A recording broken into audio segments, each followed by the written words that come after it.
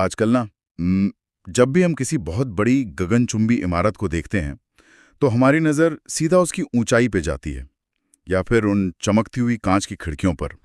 बिल्कुल। हम सोचते हैं कि वाह, क्या शानदार इमारत है।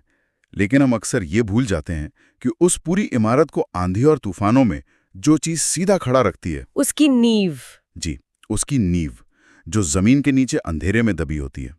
और जब बात दुनिया की महान हस्तियों की आती है ना, तो मेरे दिमाग में अक्सर एक सवाल आता है। क्या सवाल? ये कि क्या ये महानता जन्म से ही किसी के अंदर होती है या फिर मतलब इसे बेहद मुश्किल हालात की भट्टी में तपाकर गढ़ा जाता है?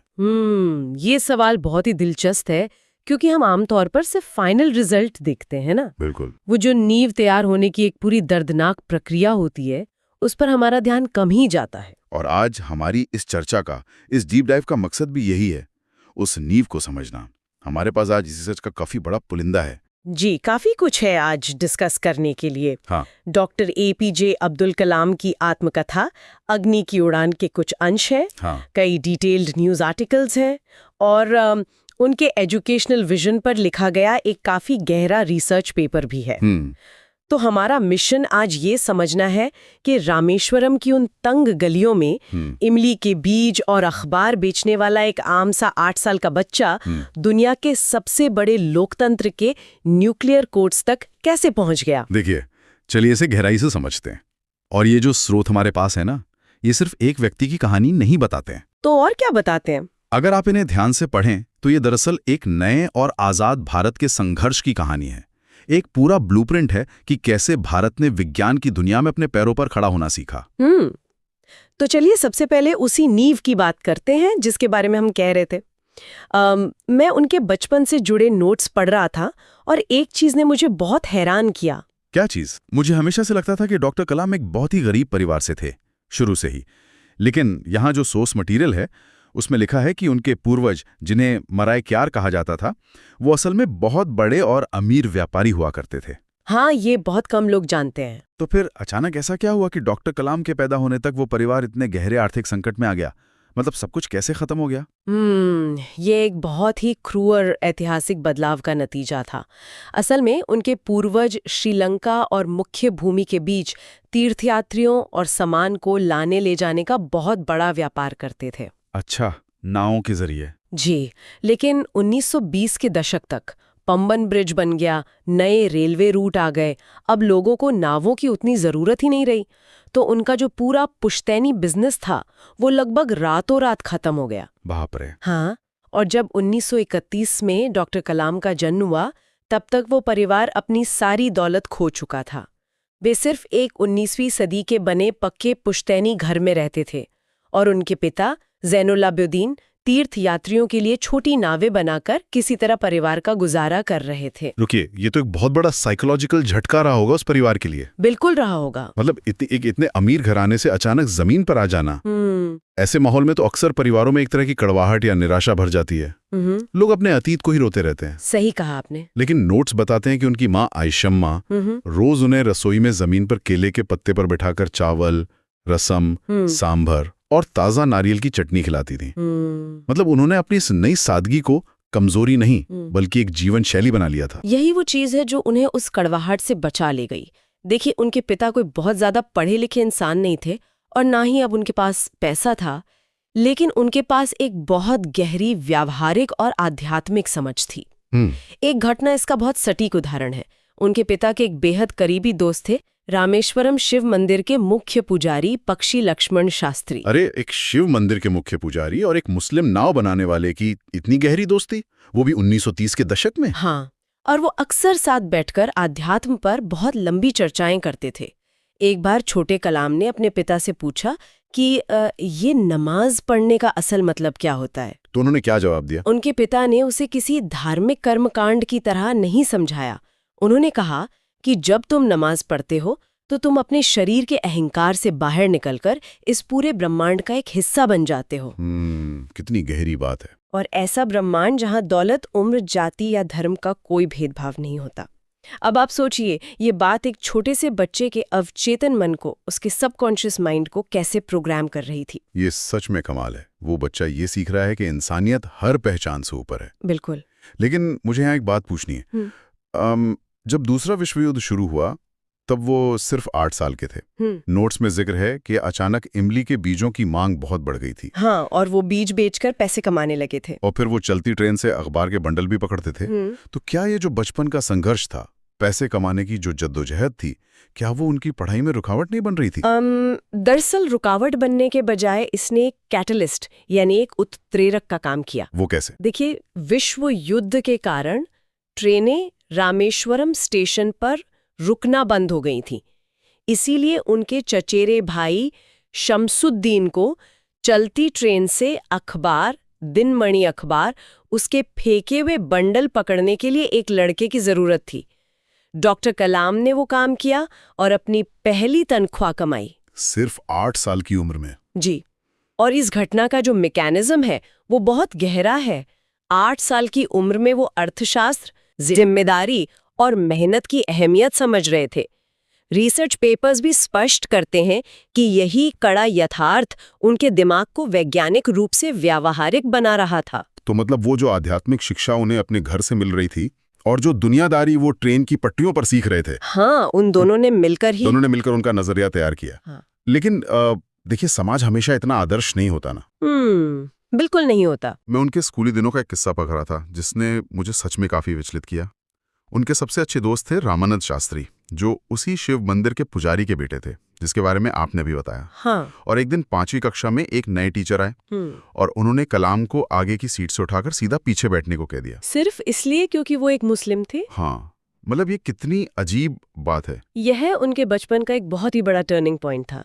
देखिए, जब आप बच्चे होते हैं तो आपको समाज की इन अदृश्य दीवारों का बिल्कुल पता नहीं होता। सही बात है।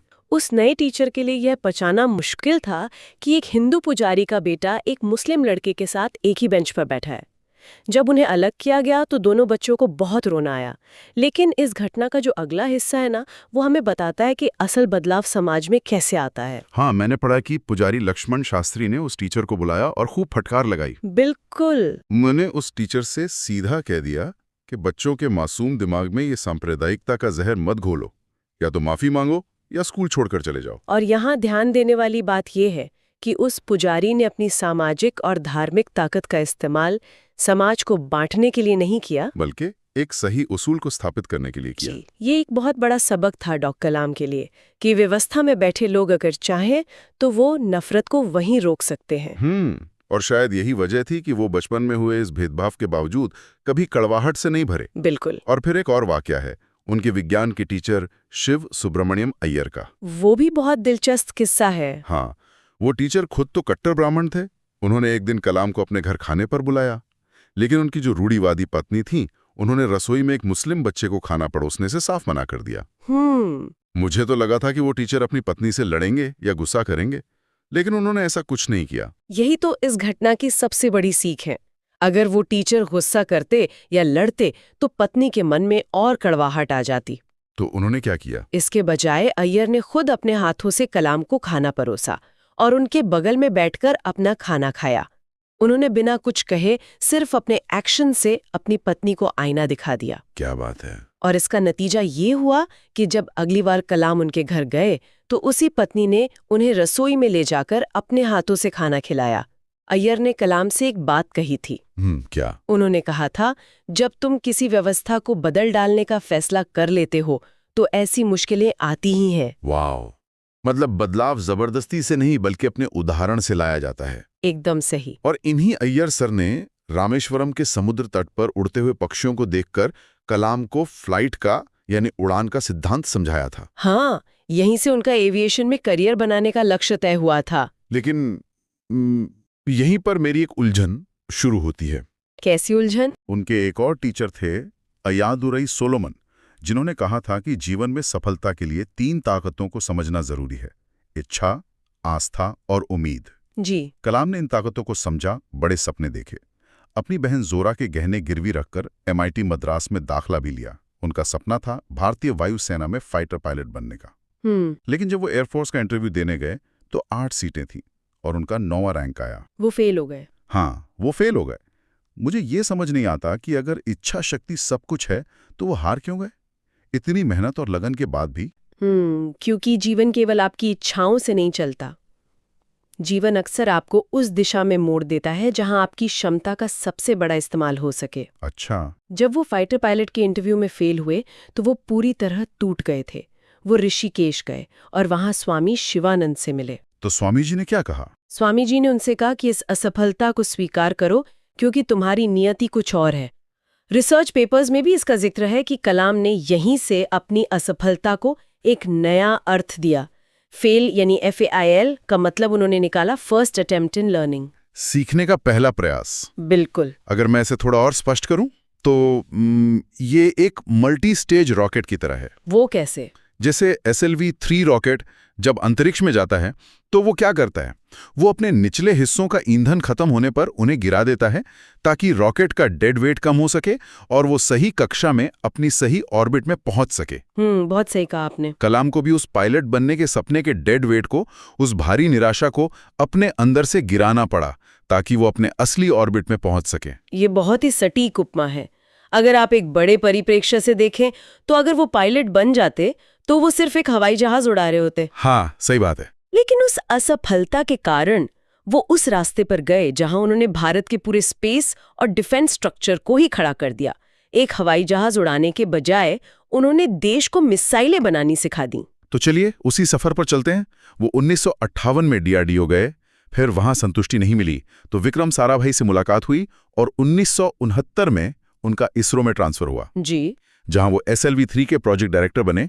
लेकिन ये सब इतना आसान तो नहीं रहा होगा ना? भारत उस वक्त तकनीक के मामले में दुनिया से बहुत पीछे था। बिल्कुल आसान नहीं था। हम अक्सर 1980 में रोहिणी सैटेलाइट की सफलता को याद करते हैं, लेकिन उससे एक साल पहले 1979 में SLV-3 का पहला लॉन्च बुरी तरह फेल हुआ था। क्या हुआ था उसमें? रॉकेट सीधा समुद्र में जा गिरा था और उस वक्त इसरो के अध्यक्ष सतीश धवन थे। अच्छा। उन्होंने प्रेस कॉन्फ्रेंस में सारी असफलता की जिम्मेदारी अपने सिर ले ली। डॉक्टर कलाम को कुछ नहीं कहा।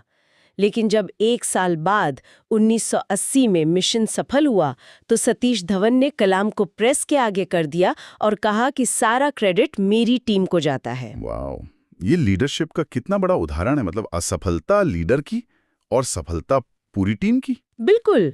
और इसी लीडरशिप की सीख को वो 80 के दशक में वापस DRDO लेकर गए, जहां उन्होंने IGMDP यानी integrated guided missile development program का नेतृत्व किया और पृथ्वी, त्रिशूल, आकाश, नाग और अग्नि जैसी 5 मिसाइलें बनाई। और 1998 के पोखरण 2 परमाणु परीक्षण में भी अहम भूमिका निभाई। हाँ, पर यहां मुझे एक बहुत गहरे विरोधाभास पर आपसे सवाल पूछना है। पूछिए। सोर्सेज में एक किस्सा है कि जब DRDO की बिल्डिंग की सुरक्षा बढ़ानी थी तो किसी ने सुझाव दिया कि सुरक्षा के लिए दीवारों पर टूटे कांच के टुकड़े लगा दिए जाएं।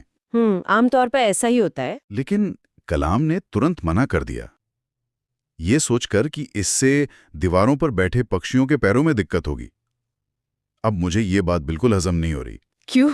इसमें क्या हजम नहीं हो रहा? अरे आप खुद सोचिए, एक तरफ एक आदमी इतना दयालु है कि दीवारों पर बैठे पक्षियों के पैरों की फिक्र कर रहा है और दूसरी तरफ वही आदमी विनाशकारी मिसाइलें बना रहा है, पोखरण में परमाणु बम फोड़ रहा है। ये तो विरोधाभास हुआ ना। अच्छा, आप उस नजरिए से देख रहे हैं। हाँ। आप इतने शांत स्वभाव के होकर विनाशकारी हथियार कैसे बना सकते हैं? उन्होंने खुद को ये बात कैसे समझाई होगी? ये शायद कलाम के जीवन का सबसे जटिल और दिलचस्प पहलू है और जो रिसर्च पेपर हमने पढ़ा है वो इसका बहुत तार्किक जवाब देता है। वो क्या? डॉक्टर कलाम एक कोरे वैज्ञानिक नहीं थे, वे एक आध्यात्मिक वैज्ञानिक थे। उनका बहुत स्पष्ट मानना था कि इस दुनिया में डर की कोई जगह नहीं है, यहाँ केवल शक्ति ही शक्ति का सम्मान करती है। तो क्या इसका इस मतलब है कि वे शांति कायम करने के लिए डर का इस्तेमाल कर रहे थे? डर का नहीं, इसे हम डिटोरेंस कह सकते हैं, यानी निवारण। उनका मानना था कि जब तक भारत बराबरी में नहीं खड़ा होगा, दुनिया का कोई देश हमारा सम्मान नहीं करेगा। सही बात है। उन्होंने जो भी हथियार बनाए उसके पीछे उनका तर्क आक्रामकता नहीं था, बल्कि राष्ट्र की सुरक्षा और शांति थी। एक मजबूत देश पर कोई भी यूं ही हमला नहीं करता। अच्छा, मतलब वो युद्ध करने के लिए नहीं बल्कि युद्ध को रोकने के लिए हथियार बना रहे थे। बिल्कुल, ताकि भारत को किसी के आगे झुकना ना पड़े। अब मुझे बात समझ में आई। मतलब वो ताकत का एक संतुलन बना रहे थे। तो एक वैज्ञानिक के रूप में जब उन्होंने देश की सीमाओं को पूरी तरह सुरक्षित कर दिया, तो उनका अगला कदम क्या था? उनका अगला कदम था देश के भविष्य को संवारना, यानी युवाओं को दिशा देना। और यहीं से उनके जीवन का वो अध्याय शुरू होता है जिसने उन्हें पीपल्स प्रेसिडेंट यानी जनता का राष्ट्रपति बनाया, साल 2002 में। के 11वें राष्ट्रपति बने। और वो पहले वैज्ञानिक थे और पहले अविवाहित व्यक्ति थे जिन्हें राष्ट्रपति भवन मिला। लेकिन उन्होंने इस पद को सिर्फ रबर स्टैंप या फीते काटने वाला पद नहीं रहने दिया।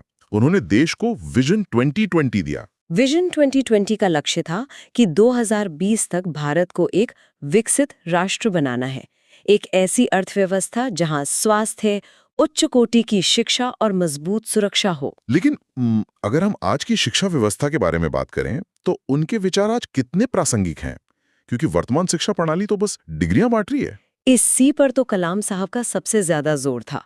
रिसर्च पेपर के अनुसार उनका सुझाव था कि 9वीं से 12वीं कक्षा में छात्रों के कुल समय का 25% हिस्सा स्किल डेवलपमेंट को दिया जाना चाहिए। कौशल विकास। हाँ, ताकि जब वो स्कूल से निकलें तो उनके पास सिर्फ किताबी ज्ञान ना हो, बल्कि डिग्री के साथ एक कौशल प्रमाण पत्र भी हो। ऐसी शिक्षा जो रोजगार पैदा करे।